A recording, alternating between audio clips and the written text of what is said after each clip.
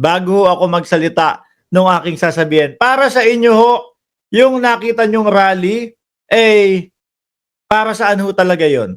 Sa pagiging para po sa kapayapaan or para doon sa mga DDS? Ano ang opinion nyo? Yan, sagutin nyo lang ho mga kababayan. Pero syempre, no, eto na naman po tayo sa panibagong live na naman natin, mga boss, chief, amo, sir. Madami po kasing nadismaya at marami ang nagulat at marami ang hindi ine-expect na yung kanilang rally ay panay ho politiko, no? Ang imbitado. At nakikita naman po natin, mga kababayan, diyan sa litratong iyan, mukhang mukhang hindi po peace rally o kapayapaan rally yon, mga kababayan. Ano? Oh. Sabi ni Pogpog Qwerty, Q-U-W-E-R-T-Y, pareho lang yan ng KOJC at INC, parehong kulto, wala kayong aasahan sa mga yan. Sabi ni Pogpog, Qwerty, Anyway, mga bossing chief, amo sir, no? Bago tayo mag-shoutout, rektahin na muna natin. Madami po sa Iglesia ni Cristo yung nagsasabi na bigla kami, no? Madami po sa miyembro ng Iglesia ni Cristo ang sinasabing hindi namin ini-expect yung mga ganong lalabas. Ang alam namin, bago kami pumunta doon sa rally na yon, kapayapaan ang gusto naming mangyari. Hindi namin na-anticipate na puro pala politiko yung nandoon. Kagaya na lang ho nung nandiyan sa litrato. Hindi namin na-anticipate na banat pala sa gobyerno yung sasabihin, no, nila Marcoleta. Kababayan. Ang saabi sa amin, ang rally na pupuntahan namin ay para sa kapayapaan ng Pilipinas. Pero mukhang hindi po ganun yung nangyari, mga bossing. Madami ang nagsabi, no? Hindi namin expect na ganun yung sasabihin ni Marcoleta, mga bossing. Madami ho, mga kababayan, at madami yung nagsabi na, nako, dahil dito sa ginawa ni Marcoleta, lalong hindi namin siya iboboto. Siguro akala ho ni Marcoleta, mga boss, chief, amo, sir, na yung pagtungtong niya, kasama sila Bato de la Rosa, na yung pagpunta po nila doon sa rally ng Iglesia ni Cristo ay makatutulong ho, no, sa kanilang kandidatura. Ngunit subalit datapwat, ang nangyari ho, mga bossing, wala. Naramdaman ng mamamayang Pilipino na political rally ang nangyari. Ano po? Pagpaumanin nyo na po doon sa mga kaibigan natin, mga kasamahan natin dito sa channel. Alam ko merong mga Iglesia ni Cristo dyan, no? Na patuloy at laging sinasabi, Mark, yung rally namin is para sa kapayapaan. Ngunit pagkatapos ho, nung napanood namin, pagpasensyahan nyo na po ang inyong lingkod, hindi ho naniniwala na para po sa kapayapaan yun, mga bossing. Sabi dito, no? Sa unang litrato ipapakita natin, PDP Senator Tolentino attend INC Peace Rally. At yung ibang mga senador nga daw ho, mga kababayan, nandoon sa VIP. No? Marahil yung mga pumunta, yung mga miyembro, buo sa loob nila. No? Buo sa loob nila na, pupunta tayo. Gusto namin yung tema nitong rally na ito. Dahil galing na din po sa aming mga nakakataas para sa kapayapaan ng Pilipinas. No? Pagpunta ko doon, ayun, nagbububanga nga sila Marcoleta. Pagpunta ko doon, ayun, nandoon yung mga PDP senators. So, no, nasa VIP pa yung iba. Di ba? Ako kung miyembro ako, mga kababayan, tapos talaga namang ayos to. No? Bilang isang miyembro ng relihiyon. No? Tama ang ginagawa ng relihiyon namin na kapayapaan ang gustong mangyari. Walang panig doon, walang panig dito. Pero ano po yung nakita at mga narinig natin, mga bossing? Di ho ba panig sa mga Duterte, mga kababayan?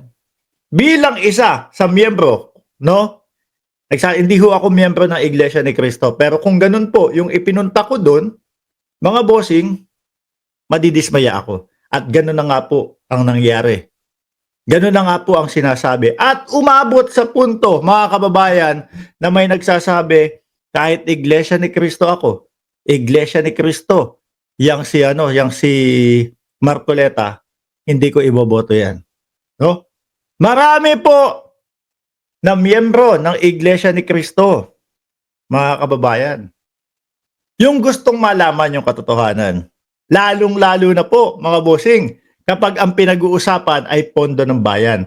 Bakit ho? Kasi ang isa sa problema ng bansang Pilipinas ay yung kurakot na mga politiko. Yung mga kuha ng pondo ng budget sa gobyerno tapos ibubulsa yung pera. Isa po yan sa dahilan kung bakit ang ating bayan ay pabagsak ng pabagsak at dumadaos-dos ho. Ngayon, Quad Committee, gobyerno ng Pilipinas, no? Congress. Ano po ang ginagawa nila? Iniimbestigahan po itong mga to, no? Dahil nga gusto na mahilom o mawala yung sugat na ang sugat na yon ay yung pong korupsyon. Mga kababayan. Gusto nilang palabasin yung mga nagsalita doon na yung pag-uusi, na yung pag-iimbestiga sa mga Duterte, mga bossing, ay walang basehan. Kumbaga, parang gusto nilang sabihin, mga gawa-gawa lang daw po. Pero hindi eh. Nakikita natin, kumpleto rekado pag sila ay nag-iimbestiga. Merong mga katanungan na talaga pong tumutugma doon sa mga nangyayari. Ang problema, hindi masagot nila BP Sara. Hindi masagot nung Office of the Vice President. Kaya ano po ang ginagawa nila? Masakit ang dibdib ko, hindi na makahinga. Oh. Di ba? Huwag nating baguhin, huwag nating guluhin, huwag nating ibahin yung pakay talaga nung mga leader natin. Huwag nating guluhin yung ginagawa ng Quad Committee. Dahil ang sambayan ng Pilipino, kasama po yung mga Iglesia ni Cristo naniniwala sa Quad Committee na kailangan makita ang katotohanan. No? Baka lalo kayo maligwak dyan, mga PDP, o lalo na si Marcoleta. Diba? Kung makikita nyo po dito, mga bossing, senators from the former ruling Partido Demokratiko, PDP, chaired by former President Rodrigo Duterte, participated in the Iglesia ni Cristo INC National Rally for the Peace held at the Quirino Grandstand in Manila on Monday, January 13. Ayan po. Si Bungo,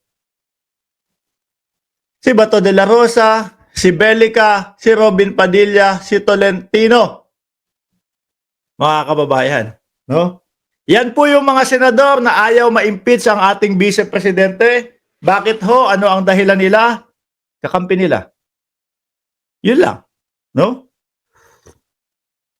Kasi kung naniniwala sila sa kakayahan ng Vice Presidente at kung naniniwala itong mga senador na to, mga bossing, na wala talagang ginawa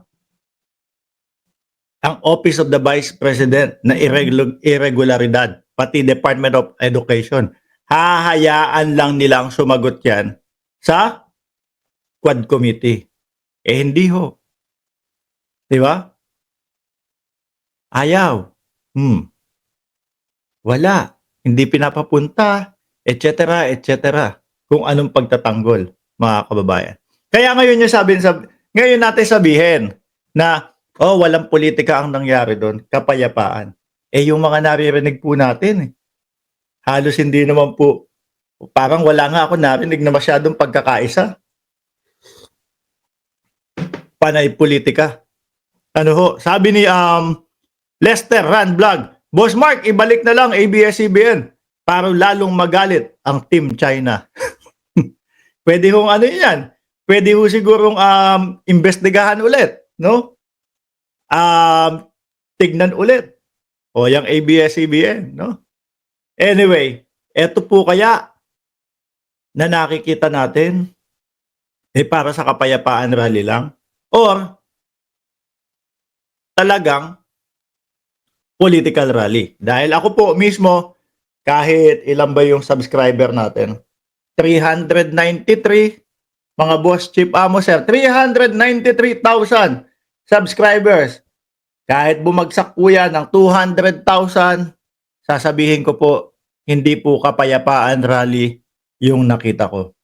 Ang nakita ko po at narinig ng dalawang tenga ko, isa pong political rally na walang pagmumura.